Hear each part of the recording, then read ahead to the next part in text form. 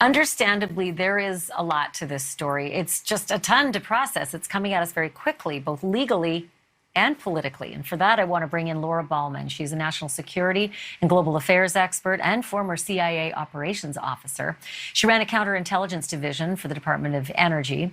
And Mark McKinnon is a former advisor to George W. Bush and John McCain and co-host of Showtime's The Circus. Excellent TV viewing. And Katie Cherkasky is a criminal defense attorney and a former federal prosecutor. Hello to all three of you. Laura, I'm going to start with you and the legal part of it. In the 20 boxes recovered, we had 4 sets of top secret documents. That's, a lot to process, top secret. 3 sets of something called secret documents, 3 sets of confidential documents. Most people are really zeroing in on the top secret business because it's the kind of thing that can cause exceptionally grave damage to national security. But is there anything that could be mitigated in what on its surface looks like a terrible, terrible day for former President Trump and his team and those who have been supporting him up until today? One can't get much more serious than a warrant related to espionage. So I'm not sure how much can be mitigated, particularly now he's blaming archivists and librarians. These documents, unless they went through the declassification process, and there's no evidence of that so far, did not belong to him. It reminds me of CIA Training 101. One of the first things a junior officer learns is one may cultivate relationships or information in a classified setting on behalf of the United States of America. Those relationships and that information doesn't belong to you as an individual. It belongs to the United States. It belongs to the government. When it comes to particular documents, especially top secret documents that are TSSCI, for example, one of the big concerns is that it's not just, they aren't usually just a report on a topic. It's not just the content, say, of foreign countries' military plans and intentions. There are also clues in those documents about where the information came from and how it was obtained, what we call in the profession sources and methods. Those are the crown jewels of any sort of tradecraft, espionage tradecraft. The other thing that is concerning is the Washington Post report. Again, we haven't seen the evidence yet, but if the Post is right that some of these documents contain nuclear material, that could have been filed under top secret on the list of documents seized, but actually be what's called restricted data, or RD. And that relates to nuclear weapons design and other details. And that's the sort of information that, as a counterintelligence division director at Department of Energy and National Laboratories, I spent a lot of time trying to protect. I want to be really clear. We were waiting to see something in those documents today in the unsealing of the warrant that might pertain to nuclear information. I want to be clear, not nuclear material. And it's not as though there were, boxes of glowing, rods. But yes. But there was nothing. Yeah. Just to be Thank you for that clarification. But there was nothing. Yeah, nothing in the warrant so far today. Maybe in the underlying affidavit there'd be something, but we don't have eyes on that. Mark, so. You heard the chorus of so many supporters of Donald Trump, Republicans and MAGA country, et cetera, who said this is just a wholesale abomination of justice and it's a raid and it's planted material and it went on and on. But then today, it wasn't as much, certainly not from members of Congress. A couple, I heard a few, but then I heard other members of Congress standing up in front of a press corps saying, no one should lash out at our law enforcement officers. And I guess I wasn't expecting that, but I'm looking to you for direction on going forward. What's going to happen with Republicans and Trump supporters going forward after today? Well, Ashleigh, they're just reaping what they've sown today in spades, because just when we thought it couldn't get any worse with Donald Trump, he has once again raised the bar beyond any expectations. And the problem is that the support for Donald Trump has gone from a chorus to crickets among Republican members and supporters, because the story has shifted 3, 4, 5, 6 times in the course of 3 or 4 days. I mean, every news cycle, he's come up with a new excuse. And it's pretty clear that the story keeps moving. And that's really, that's very difficult when the ground is moving on you to be a Republican senator or member of Congress, when suddenly the story changes. So it's really difficult. It's hugely problematic. And the bottom line is that I guess nothing could really surprise us anymore, although this has really taken it to a nuclear level, I'll say. But the bottom line is that it shows that Donald Trump believes then and believes now that he is above the law.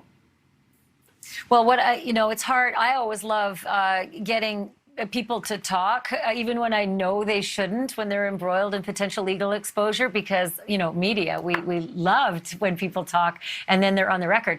I was astounded that there were 3 separate comments from Donald Trump and his staffers about the existence of these documents. First, they were planted, and there were several, his lawyer even said that on a couple of media outlets. Then I declassified them. But those who are experts in the field say it doesn't work that way. You can't just announce they're declassified. There's quite a process, and there's a paper trail. And then now the staffers saying, but it was the National Archives that moved them all there, and they've made the mistake, not us. And then I even have a 4th one to drop on you.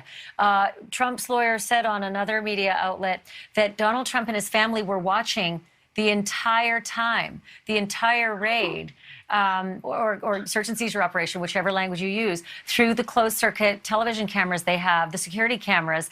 And the lawyer went so far as to say Donald Trump and his family saw more than even his own lawyer saw on the ground.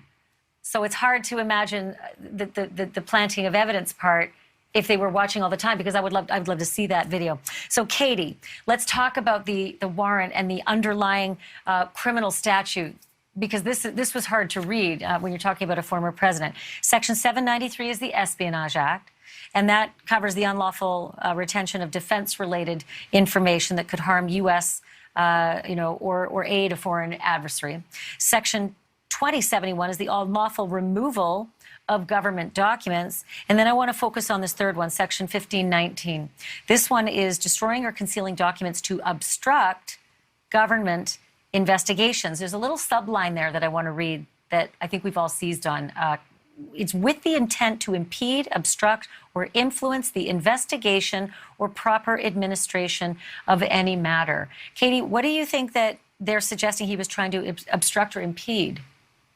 Well, that's exactly the question here. And obviously, without the underlying affidavit to support the search warrant, we really have no idea. And that's the problem. And I think we're all getting a little bit lost in the weeds when we're talking about these documents. The president is unlike any other employee of the government. They are not subject to the classification system in the same way. They own the classification system of documents and can unclassify documents at their will. There's not a specific process. So this is a completely different analysis than anything compared to any other government employee, even at the highest level. The DOJ and Merrick Garland are going to have to show a lot more than a former president retaining documents from their presidency at their residence to perfect a criminal case against him. So I certainly have a lot of questions. And if, in fact, there is something very serious that puts the United States interests at direct risk, I would certainly hope that President Biden himself, let alone Merrick Garland, who serves at the pleasure of the president, would get more involved with this and let the American people know, instead of giving us these cryptic messages about what this might be. That certainly is, in my opinion, where we stand right now. And I think a lot of people who have been through the Mueller investigation, who have seen a lot of these allegations against President Trump play out and land on nothing in the past, are very skeptical. So if there is, in fact, something there that needs to be made aware to the American people, I certainly haven't seen that yet, based on the filings that have been released. They're too skimpy at this point. Yeah, I agree. It's hard to, I mean, it's the titles are ugly and crazy and loud, but the material that supports them isn't there yet. And I have seen Donald Trump, we called him Teflon Don for a long time for a reason. And I wonder if this will be one of those times. So, Laura, as the law reads, it sounds so scary, the Espionage Act, et cetera. But the truth is, top secret, as bad as that is, these are not the underlying crimes that even pertain to classified documents. So I'm curious, now that we know there are top secret documents, what's next? Are we going to see an indictment? Are we going to see even potentially different, more criminal charges that pertain to the level of classified that were in a padlocked pool room? Well, I'm sure, Katie, you'll agree that moving an investigation from a national security counterintelligence analysis to an active criminal investigation is a high hurdle. There's a lot we don't know. There's going to be ongoing investigation. In terms of the time, I will defer to Katie on that. I would assume it would be sooner rather than later. They wouldn't have gone public at this point.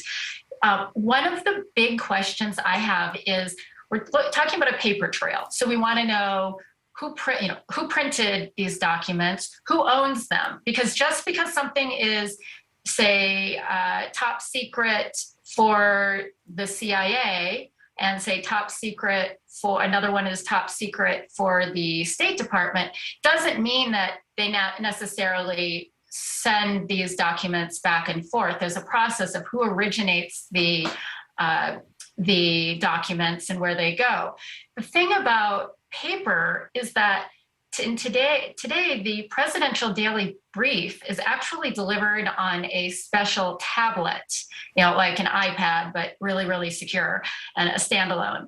So how did Donald Trump come into possession of paper in an increasingly paperless system of passing? I have the answer to that. His staff always said he didn't want digital stuff. He wanted stuff printed out. He wanted pictures, mostly in a lot of the briefings as well. But that does bring me to Mark.